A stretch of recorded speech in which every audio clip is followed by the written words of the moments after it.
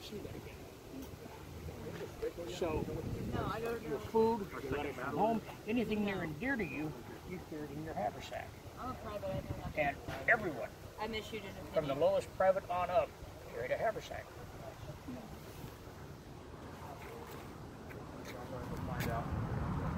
We play some kind of chess. They had checkers, they had dominoes, they had playing cards. You notice a big difference in today's playing cards and these. They don't have a... That's what led to a lot of the card cheats. Is you had somebody that could count against somebody that couldn't count. If you pick up that big brown thing, Yeah. They've had many ways of amusing themselves. what these things? Well, unfortunately, over the years, this is broken off. This came from the corner of a limber box and ammunition chest that was blown up. And it blew up in such a way that this piece right here, which came from somewhere else entirely, was deeply embedded in it. But over the years, all the handling, taking it out, putting it away, that's broken off.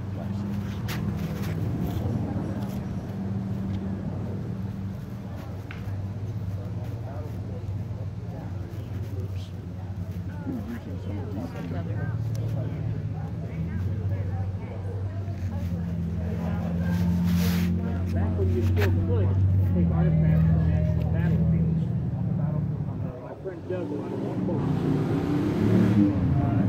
Unfortunately, they kind of mixed together now.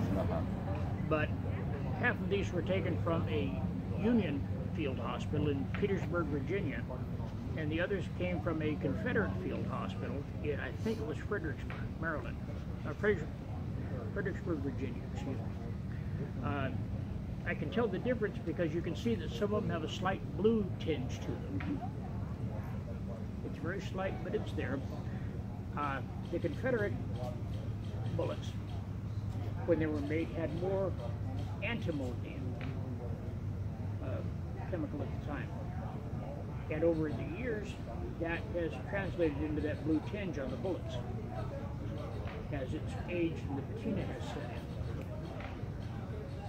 And their food is not mainly like this, or they well, eat you rice, issued- or they eat... Well, you are normally issued 2 or 3 times a day, a double handful of dried vegetables, 3 pieces of hardtack, and a 3-inch by 3-inch piece of salt pork or salt beef, along with a poke sack full of beans. And in the beginning parts of the war for the Confederacy at any rate, coffee. As the war wore on, coffee was hard to get, so they didn't necessarily get their coffee. But this stuff, when it's freshly made, it's really nothing more than flour and water. When it's freshly made, it tastes like 3-day-old French bread.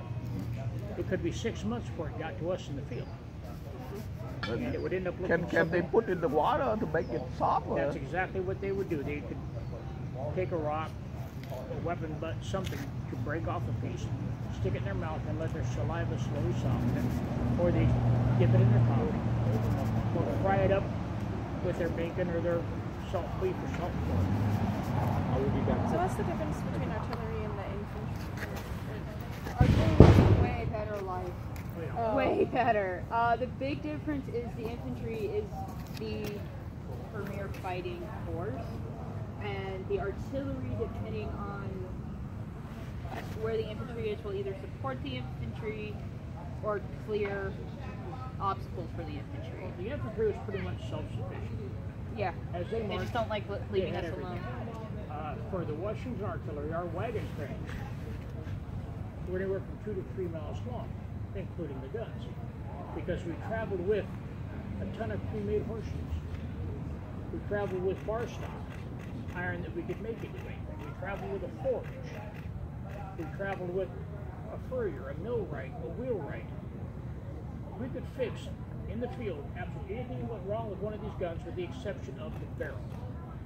And that we could swap out in under 15 minutes. But we traveled with a bacon. When we set up camp, we set up a small city. And we lived in tents.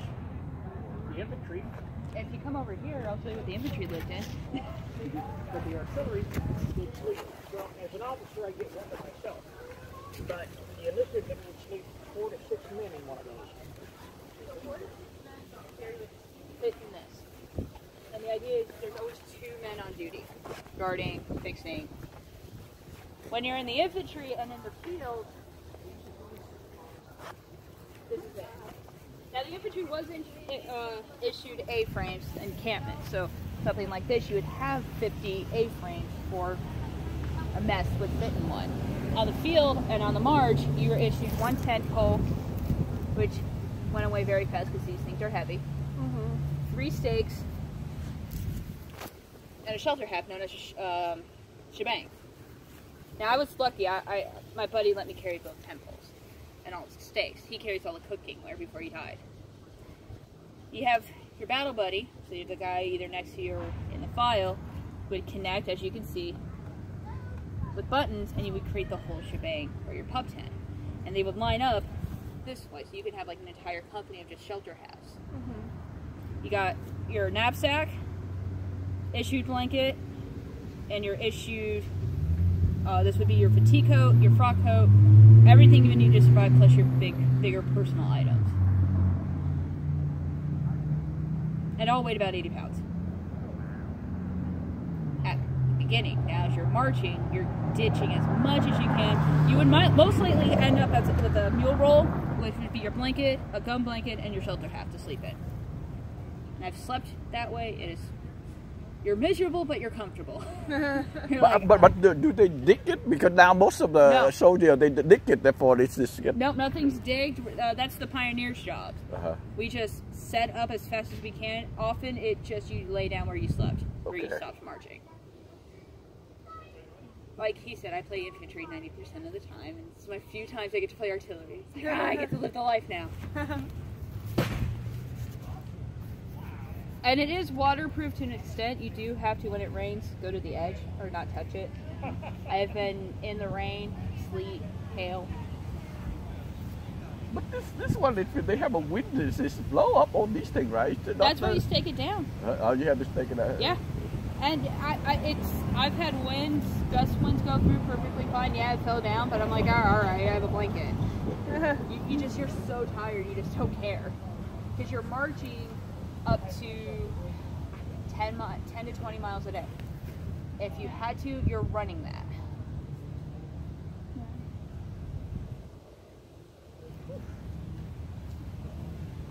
It's life. It's home away from home. Like you said, I've done it. I've done A-frames. I've done this. It's comfortable. On cold nights you're cold. No other options. No other. Oh yeah, it's called your battle buddy. You're like, where's the battle buddy? Yeah, this, I mean, winter this one. Winter, you're actually put in quarters, and you get to use your A-frame, and they would build little log cabins, which is okay. Or you're in winter quarters. But if you're on the march, it's empty canvas.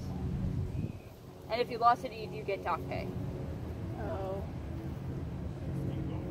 At that time, how they pay the soldier? In the infantry, it's $13 a month. So once a month you get paid. That's if you're lucky. I'm still writing Lincoln for that one. Like, I haven't gotten. My cousin has not gotten paid in 6 months. Gotta talk to the War Department about that. I see. All right.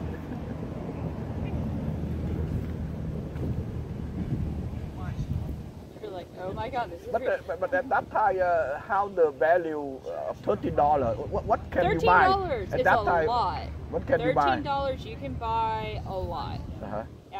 It was probably the most money a lot of the boys seen. I see. Now, usually you don't get all $13.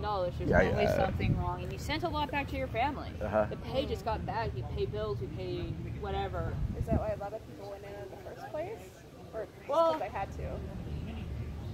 From the infantry, if I go to the infantry perspective, because I do 2nd Vermont Company E, and when the call came out in '61, Lincoln's like, give me a company, so about 2,000 men. But he's like, give me as many men as you can from Vermont. And they went to, in 61, the idea became the Union. This is the last big adventure. We're probably never going to see war again. So you have these young men who grew up listening to the tales of 1812, U.S. war with Mexico. So it's like, I need to prove myself.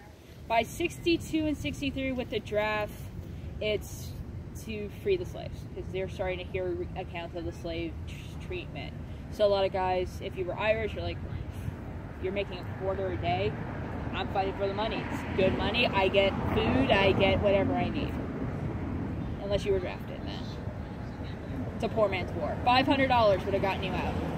So the rich guys got to get their sons out, or you got a commission. So $13 a lot. $500 is $13 a day for an Irishman in New York pretty much paid off their bar tab in a few months. I don't know how much the Washington Artillery made. I know the Washington Artillery did serve in the Mexican War, and then after that, they were a gentleman's club, a social club for men of society. When war came up, the city of New Orleans helped pay for the Washington Artillery. We went with, as she said, forages. We had a French cook. When New Orleans fell, that's when the Confederacy started paying. So I don't know how much an artillery was paid. I know, I've never gotten paid. Like, I need to get paid on that one.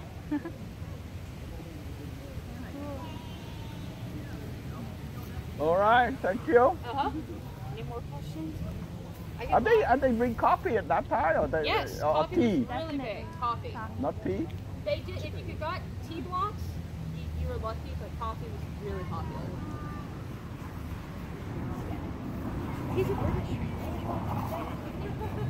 I drink that. I actually prefer.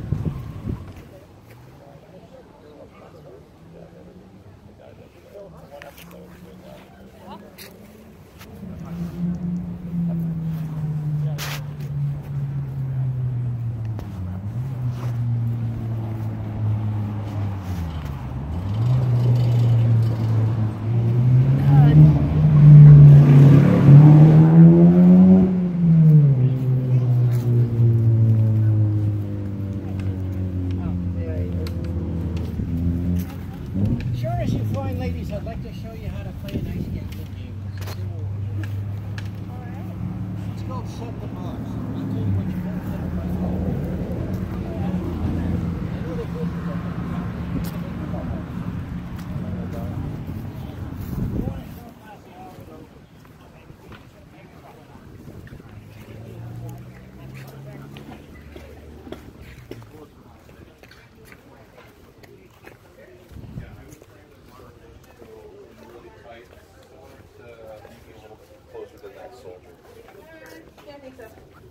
What about my hair? Is it okay? Your hair is actually perfect Here because is a mirror. If you would like to. women wore their hair up. They wore their hair lower down on the back. Oh my goodness. Perfect. So she's already there. Now, the other thing is that the thing with children wore their hair down. When they became teenagers, they put just the top up and the back down. And then when they became adults ready to marry, they had their hair up. I know that. The other thing, this is a small child. This is a young child. This is a teenager. This is an adult. Got it. Can you do that one more time? Watch. So it's showing me like how the dress would fit. This would be for girls. So this is a girl that probably would be about 5. This is probably up to 9. Then gets to about 10, she's going to be about here.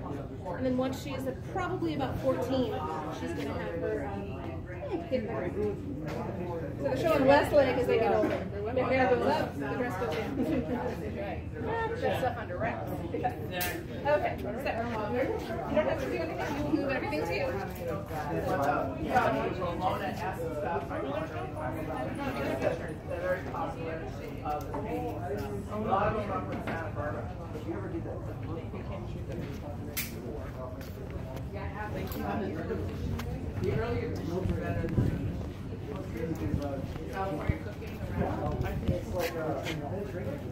Yeah, we'll get olive oil. Yeah, this is what the mission is brought. Yeah, they ate a Mediterranean. Yeah, well, that's what they wanted. What's your name, sir? When are you going to come and visit us? At the Dominguez. We have a working today, but you basically when you hear someone going out past my road that they want to shoot. Well, no. Yeah. Well, first of all, I'm also, I didn't want to, we have a date. Hello, how are you? All right. This was actually a woman's land. I've got this even pre-Civil War? No, manufactured in 1862. He was a fur trapper. But it was invented in We're open 1860. on Saturdays from 12 to 4. I want you to email me if you ever have an opportunity to come down to the Dominguez. Here. Now the Dominguez, this one, we're both before Pick this up. This one is open on Wednesdays, Saturdays, and All right. Sundays. But then Tell me how much it big weighs. reenactments. So you can come to the reenactment and take a tour of the house. Okay. 2 pounds. Put it right on that circle. Okay, now we did start a group. Almost 10 pounds.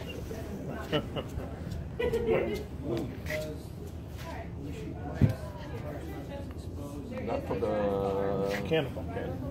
had to be small cannon because the small is I'm a third generation.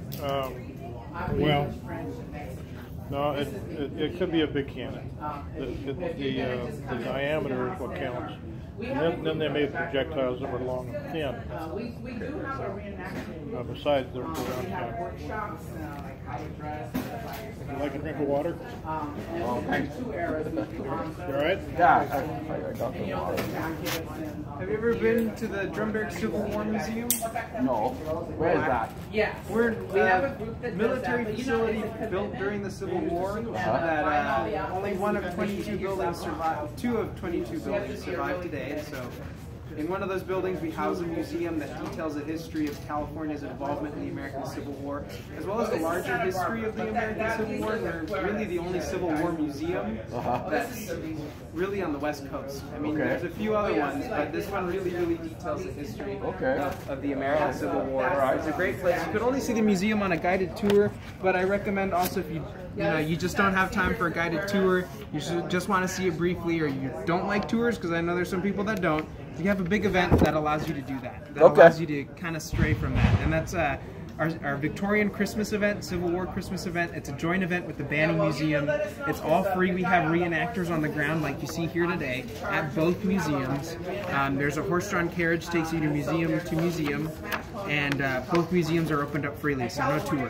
And it's all free. So free's always good. Bring family members, bring friends. Okay, As all many right. people as you can. We like to boost our numbers. And if Okay. not, come to one of our guided tours. Okay, all right. If you want extra information on the Civil War, we have stuff about our camels, stuff about military firsts, medical firsts, and sea and air firsts. There's a lot of interesting firsts during the course of the Civil War, and that's why historians call it one of the first modern wars. Okay, all right. Hello. Yeah, it's hard to get her, she charges, she pays all her debts. So a lot of these places don't want to pay. So I have to get her involved. But See, women just didn't sit home. Huh?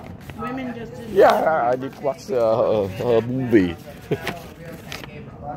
Which will be January 8th of next year. And we'll have all the sailors, guys. And we had like A lot of people died. Lots of people So were you in gotta the morning. come back, Nate, and keep in touch because it's like again, take a picture. Was that your baby? Maybe it's similar to what we have now, right? Yeah, I couldn't have it. Yeah, happy, right. Okay, thank you. All my parents and grandparents are gone. I didn't even meet them. But my great grandfather was an Englishman that went to France, then went to Mexico. So my mother comes.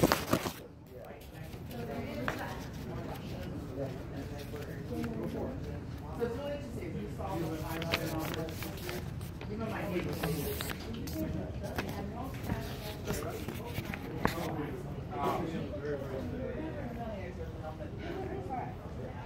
But just, you know, once you start talking about this kind of stuff. But my father's family, they're from the right. Yeah, they were minor. Oh, here comes the baby. Hey, baby. All right, nice to meet you, Nate.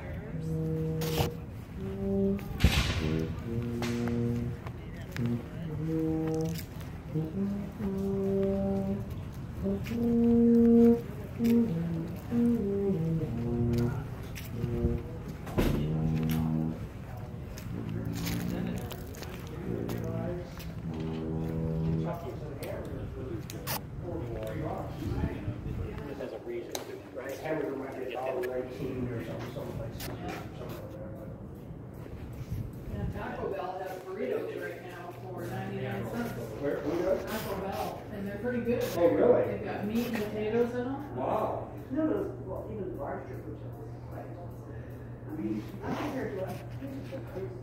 Those are dueling pistols. And when is they manufactured? Don't know. No markings on them. Exactly. That's weird. After all, probably about 10 years, you're the second person at the last two events that has asked me, what's the manufacturer? And how did this thing work? It was an old crowd, which was fine. How is it supposed to work? How this thing work? Well, the dueling pistols, you carried your powder in here. Okay. Okay, and then you had you have your balls in here. It took a little while. Okay. So you had to pour powder down the barrel, put a ball, and then you would take a ramrod and ram it down there. Okay. Then you had to in here were the caps, and you would put a cap on here, and then you could fire. What this thing?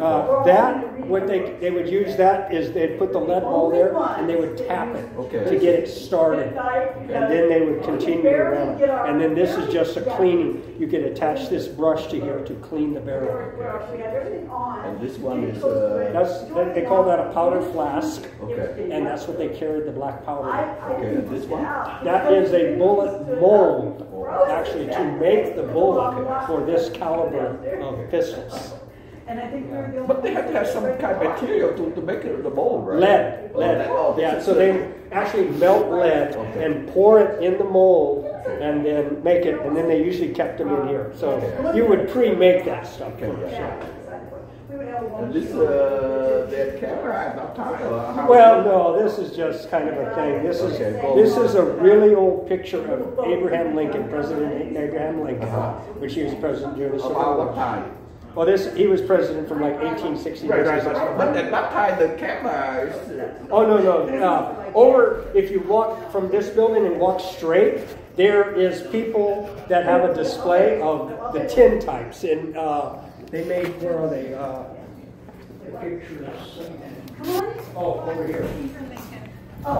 These were the photographs that they made. And they were made on tin. Okay. And it was called tin types. Okay, so, yeah, the camera was a big box.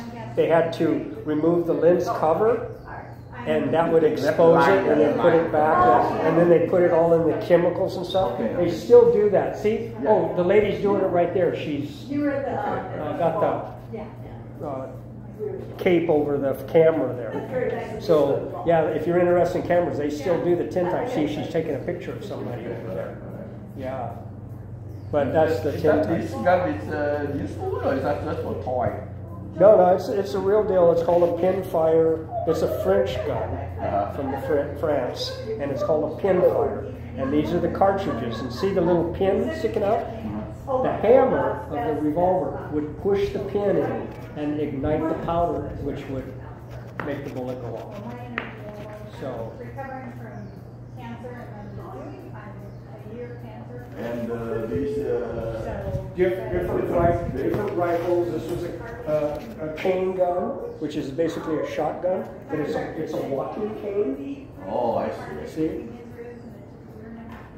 And then they had a revolving rifle, which is basically a pistol, and they put a long barrel on it and a stock. They call it a revolving rifle. Then they had just different, the Cookin Brothers and the Spencer and the Sharps. And, yeah, different ones. This is a Henry up here, which they had that during the Civil War, which is the first repeating rifle. So most of the rifles were all single shot. I see. But they did have this one, but it cost too much money. Okay, during the Civil War. And how they loaded many? This one they took cartridges, and it's tubular fed. You would feed it at this end and drop the bullets down underneath here. Yeah. They call it tubular fed. They still make 22 rifles like that nowadays, basically, where you drop the bullets down. And this is some Civil War money, 1860. That's a penny. There's a 2-cent penny.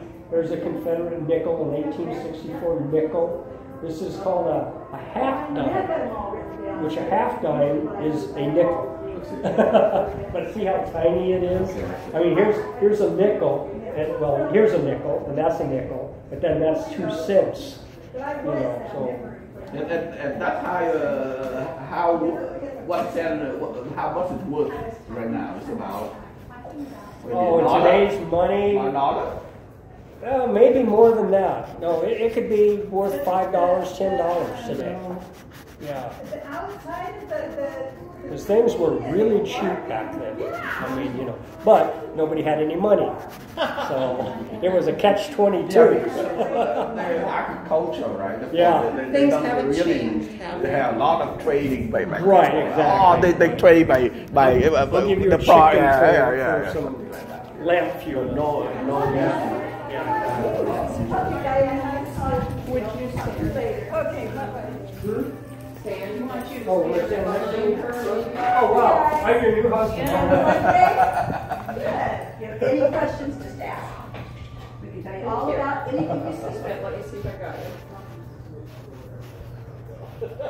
What? Did I scare you? Excuse me. Oh, you want more? I want more?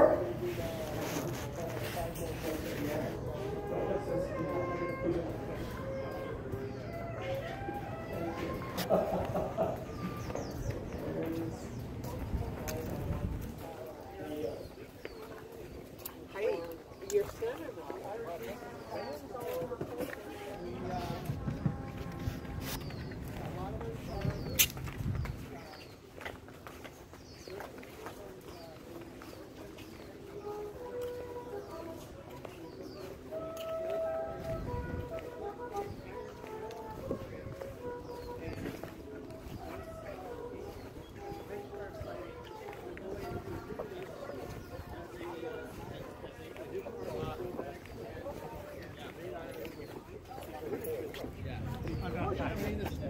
Minor naval battles were fought when he destroyed the French Navy. So we had no way to get across the channel. And the Spanish and the Portuguese. We're a light infantry unit. We did a lot of skirmishing. We carry the French Carleton muskets and captured British muskets. I never would have made it those days. We're going to go into a firing demonstration. Company, mouth, face, left wheel, march, your division member.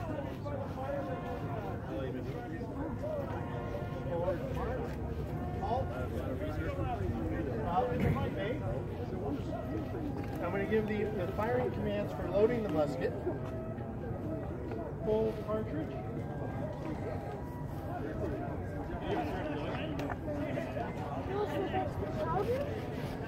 Ready?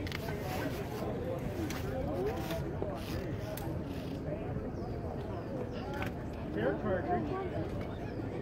Everybody's walking away. Open the can. The can here. Prime. Maybe pour a little bit of powder from the cartridge into the pan. Close pan.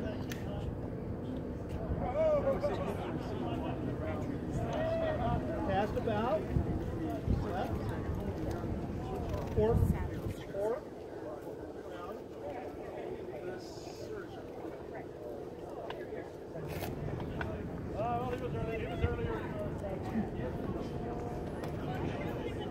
Ready? Powder.